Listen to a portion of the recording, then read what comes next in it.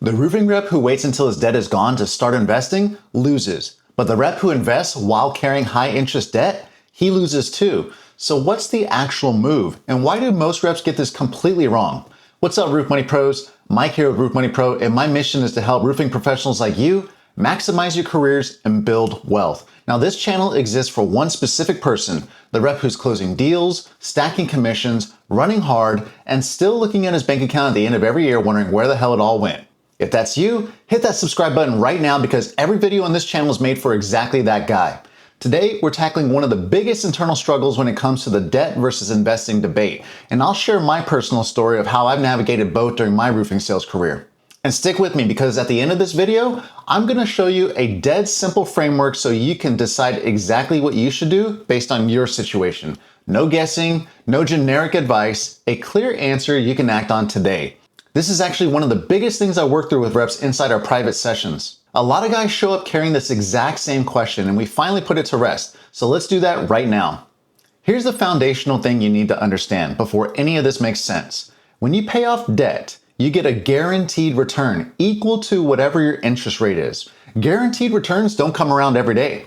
Pay off a loan at 8%, that's the same as earning 8% on that money risk-free every single time. No market needed, no volatility, done. When you invest, you get a potential return. Historically, a broad market index like the S&P 500 has returned somewhere between 7 and 10% annually over long periods. But notice the word historically. That's a track record, not a guarantee. Sounds simple, right? It's not, because if it was, you wouldn't still be thinking about it. The real question you're trying to answer is this. Is a potential 8 to 10% return worth more to you than a guaranteed 6 to 8% return? For some people, yes. For others, no. And that gap, that's where your risk tolerance lives. How you feel about certainty versus variability matters just as much as the numbers on paper. Let me make this really simple. If you got 20% credit card debt and you're investing, you're not actually investing. You're leaking money.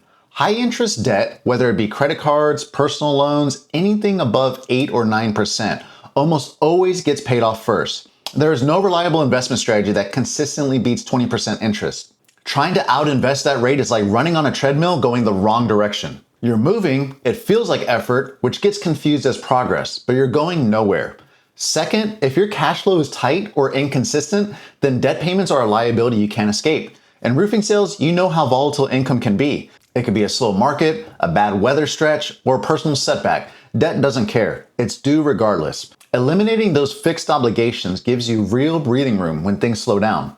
Third, and this one is underrated, if debt causes you stress, that is a real and legitimate cost. Financial anxiety affects your decision-making, your confidence on the door, your relationships, and even your health. It shows up everywhere. If eliminating that debt lets you sleep better and operate better, that return doesn't show up on a spreadsheet, but it's absolutely real. And honestly, if you just don't like having debt, if it bothers you the same way it bothers me, that's good enough reason to go after it. Use that feeling as fuel. Now, flip the script. If your debt is low interest, let's say a mortgage, certain student loans, anything under 5 or 6%, the math often favors putting extra money to work in the market instead of rushing to pay it off.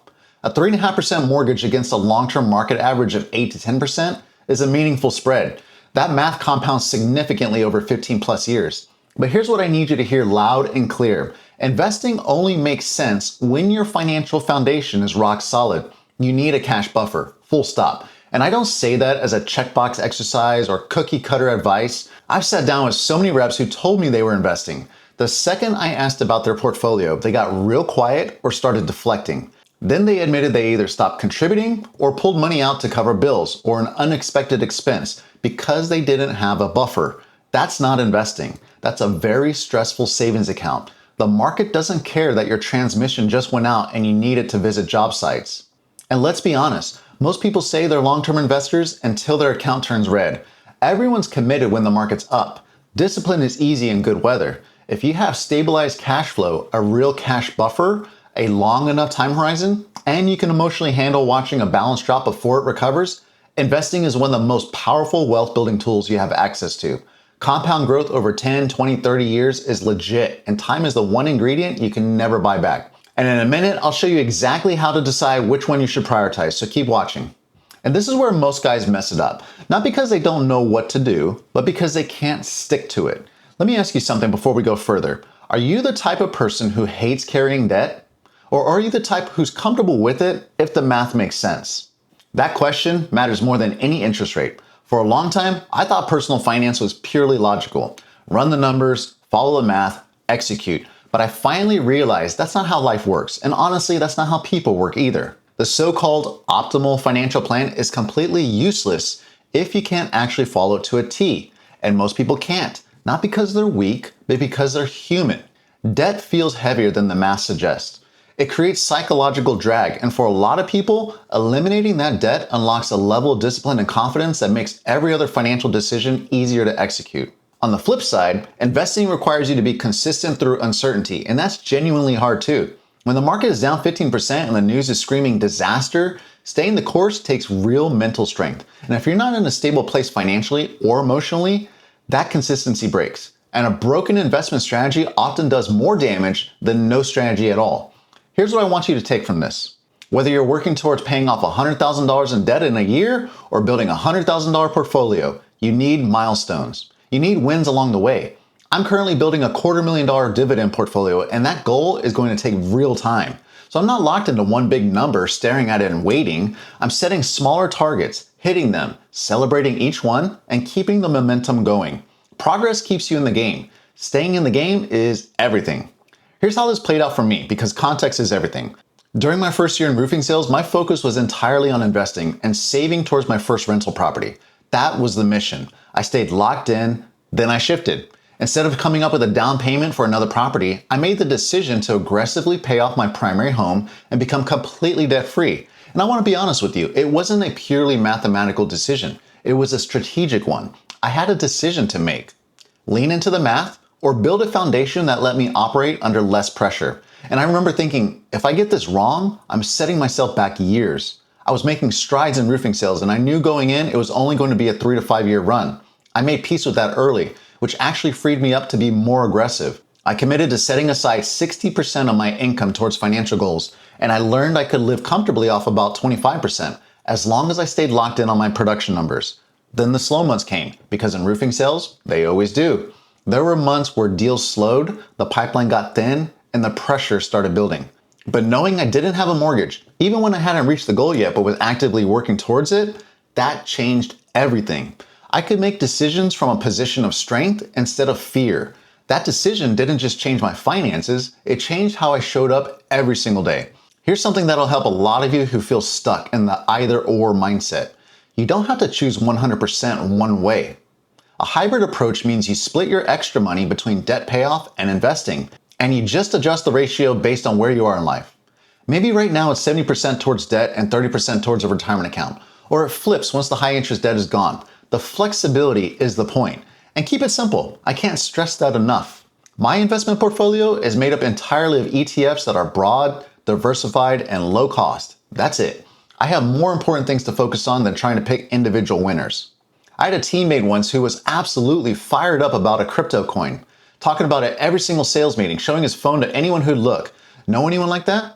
And over time, a few of the other reps started buying in just from the energy in the room, which funny enough was his primary strength as a sales rep in the field. None of the teammates who bought in could explain what it was. None of them had a plan. And none of them had any business putting speculative money into something they didn't understand while they still had no emergency fund. Don't be that guy. This type of issue is exactly what I walk reps through inside the free weekly live training. How to structure it based on your specific numbers, your income patterns, and your goals. Because the right percentages depend entirely on your situation. All right, here's the framework. 5 questions. Walk through them honestly. Number 1, what's the interest rate on your debt? Above 8 to 9%? Pay it off first. Below 5 to 6%? Optional based on personal preference, and investing could make more sense. Number 2, do you have a cash buffer or emergency fund? No?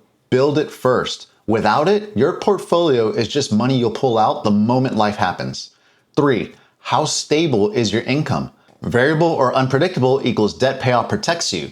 Stable income via buffers and the fee system in place equals more flexibility to invest. Number 4, how do you feel about carrying debt? Does it stress you out? Does it change how you operate day to day? That's not a weakness, that's data. Number 5, What are your long-term goals? Financial independence, a rental portfolio, early retirement? Let your goals drive the allocation. Here's the simple output. Unstable plus high stress, lean towards debt payoff. Stable plus long-term focused, lean towards investing. Somewhere in between, use the hybrid approach and adjust over time. If you want help actually walking through this, get on the live training. Real quick, here are the traps to avoid. Chasing higher returns while ignoring the risk behind them.